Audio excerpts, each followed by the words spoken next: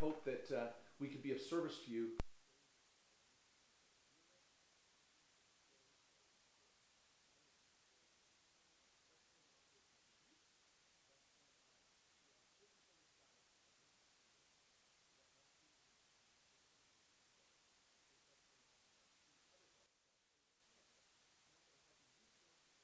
Live your American dream. I'm also a senior partner in the law firm of KQS Lawyers and accounting firm K&E CPAs.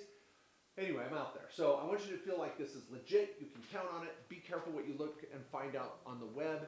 I know you can find some website that'll let you do what you want to do, but that may not be the right answer. So we're going to knock it out here. Okay, so let's hit travel. Okay, so let's hit travel. I'm going to actually the holidays up here. So holidays. And we're going to hit three or four different points, and I'll pause for any questions. Got Nancy here on the computer fielding any questions that you might have.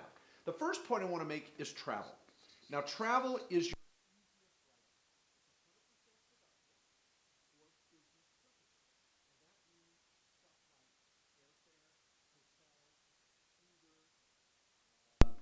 tips, valet, any sort of travel, transportation, and all that hotel stuff. That's 100% write-off. Now, the beauty of that is you can write it off whenever you have a business purpose. So what I want you to do is have your board of directors meeting during the holidays. Maybe it's at Thanksgiving, maybe it's around Christmas or New Year's, but have dinner, have a meeting, take notes of what your 2018 goals are, build that board of advisors or board of directors. Now you can go to my YouTube channel and see multiple videos on how to build a board of directors, how to build a board of advisors, how to use them. Guys, this can help you as an entrepreneur so much. Even if you don't take the tax write-off, I want you thinking about how to get engaged with a board that can help me succeed. Now, again, if you travel somewhere, timing is important because your day to get there is a write-off, your day to get back is a write-off, and your day there for the meeting is a write-off. So think of it like a Thanksgiving scenario. You travel on Wednesday, you have Thanksgiving on Thursday, but you take the time for a documented board of directors, board of advisors meeting that you put in your minutes of your LLC or your minutes of your corporation, and then you travel back on Friday. That's 100% write-off. I would write off 100% of your airfare, and if you stayed in a hotel because you didn't want to stay with the family in the house, you know what I'm saying? So think about what you could do to take a write-off around Thanksgiving. Now, if you stayed multiple days, a business day is considered around 4 hours. So you want to get at least 4 hours of work in checking on a rental property, meeting with a vendor, meeting with a customer, selling a product or a service, meeting with some sort of strategic partner or affiliate, all very, very powerful. Now, that is option one is travel. Nancy, any questions on travel so far? All right, guys, I'm here for you. So if you have a question on any one of these topics, I want you to hit it. Now, dining during the holidays is going to be a write-off. It's limited to 50%. I've got more food that we're going to write off 100% of, but dining out, I'm going to call it dining out, is limited by 50%. So let's say you go to dinner, but you talk business. And again, you may be meeting with your board of advisors, directors, a vendor, a customer, property manager, partner, whatever. That's a business write-off, and that dinner is going to be deductible up to 50%. That includes the bar tab, the food, the tips, yada, yada. So dining is a big one, and I love that. Now, you can get away with 100% write-off for food if it is a holiday party for employees, and I'm going to put for employees or vendors, and over 50% of those in attendance, this is the rule with the IRS, over 50% of those in attendance are non-owner officers. So you can't just say, I'm going to do this with my family because they're on my board of directors. Now, you can still write off your travel and half a dining to have your board of directors meeting with a family.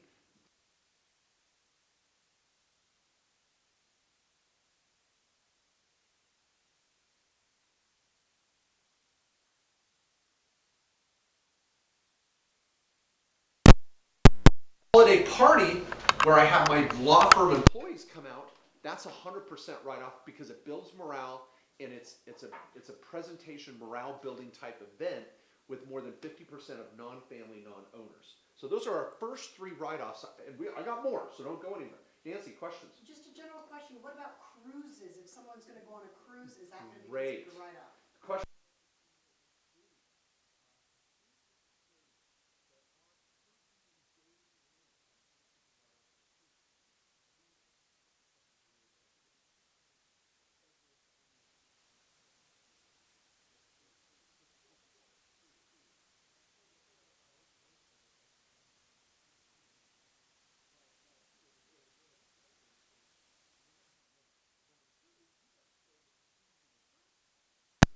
It has a business purpose every day, so you're doing presentations or meetings, and then there's special rules about is it a U.S. port or not.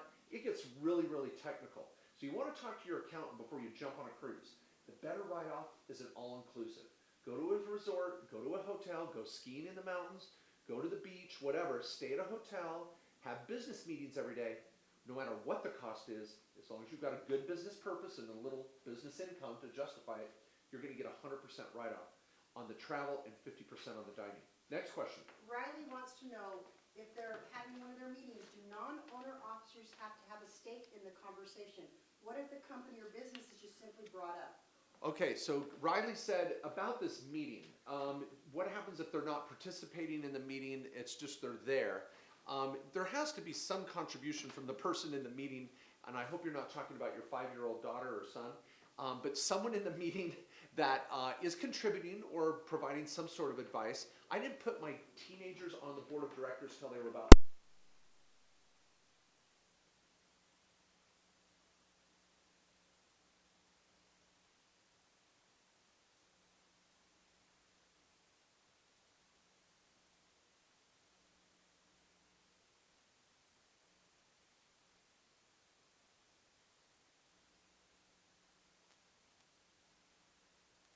write-off. You've got to make sure that the people in attendance, far more than majority, are non-owners.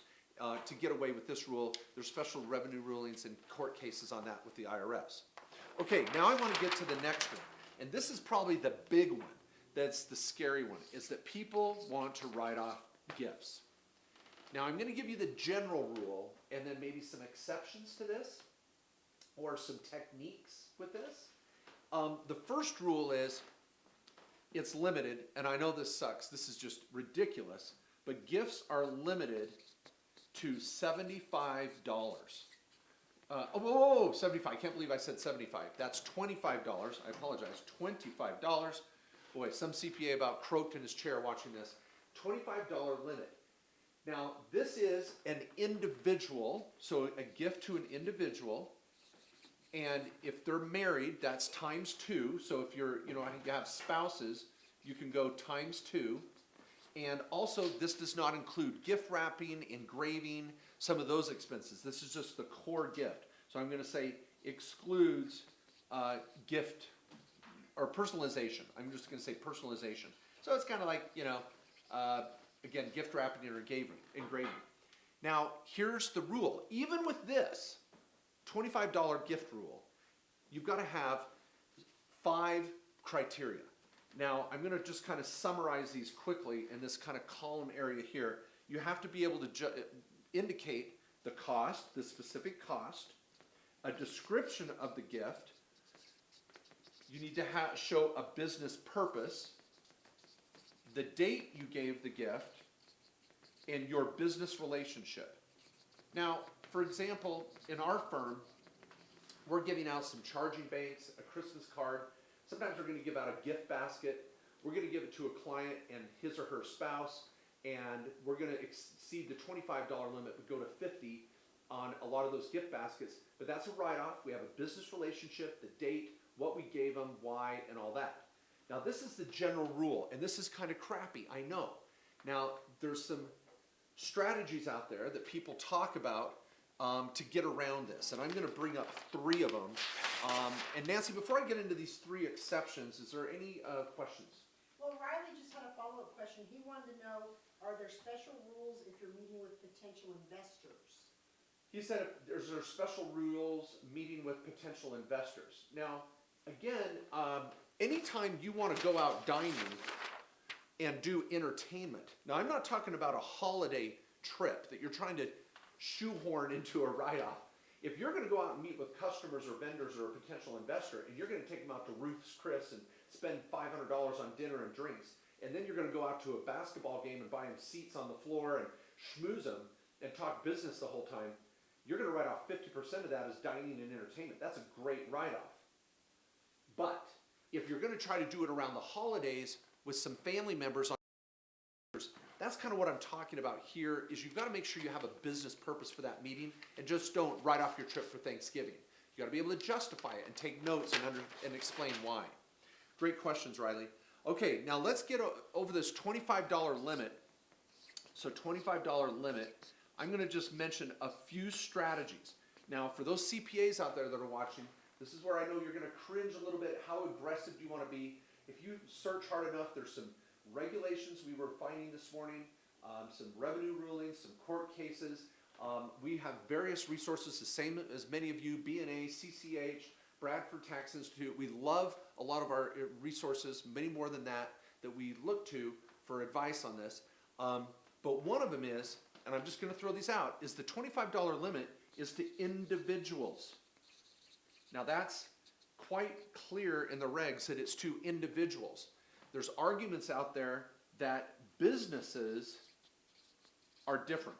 So if you have a business purpose with a business and it benefits the company as a whole and their employees. So maybe you buy iPods for this client of yours and you give them to all their employees, and that's considered a gift. In some senses of the word, it's also a resource. It has a business purpose. It's to a valid company or corporation, and they're going to use it in their business. That may be deductible to you, and you don't need to 1099 them. Now that is, again, a gray area. Some people would argue that the definition of business is different than definitions of individuals. Now I'm just giving you arguments, and you can decide what you want to do here. The next one is gifts of entertainment. Now this is a pretty clear one that's out there, and we were excited to find this. I thought it was kind of interesting. A couple cases I hadn't seen before is that instead of calling something a gift, you can gift entertainment. So you can give show tickets, theater tickets, a sporting event, even a scout ticket type of thing on Ticket Hub, some resource to get cheap tickets, and then give a gift of entertainment. Now, in a lot of ways, if you give entertainment, you might be limited by 50%. But there are cases and regs out there that allow for 100% deduction when you're giving a gift of entertainment with some of these gifts of sports tickets or theater tickets. So if you're in that mode where you want to give away theater tickets or something like that for a Christmas gift to a business client, again, with the criteria of a business relationship, purpose, date, cost, and all that, you should be able to write off 100% of that and be over the $25 limit. So those are a couple options that could work for you. And the other one that I wanted to highlight is employees. So if you're going to give employees gifts, you can give employees gifts of over $25. But if you do, you still get a write-off, but you have to include it in their W-2. And that's a difficult situation. So the employee might be like, wow, thanks for the gift, but you slapped it in my W-2. And then when you say, well, do you want the gift or not? I'll take it. So it's hard, but that's the technical rule on employees. Now I'll talk about maybe some realtors that give gifts at closing, and we'll come to that. Question, Nancy. Gloria says, can you write off all your 30-minute business consultations that don't lead to a business, that don't lead into a business relationship? And is this a topic only for the holidays? Okay, two questions. Gloria says, first, if I'm having all these 30-minute lunch meetings and I'm hoping some turn into business but some don't, can I still write them off? Hey, if you're making a business pitch in that meeting, you get a write-off for that.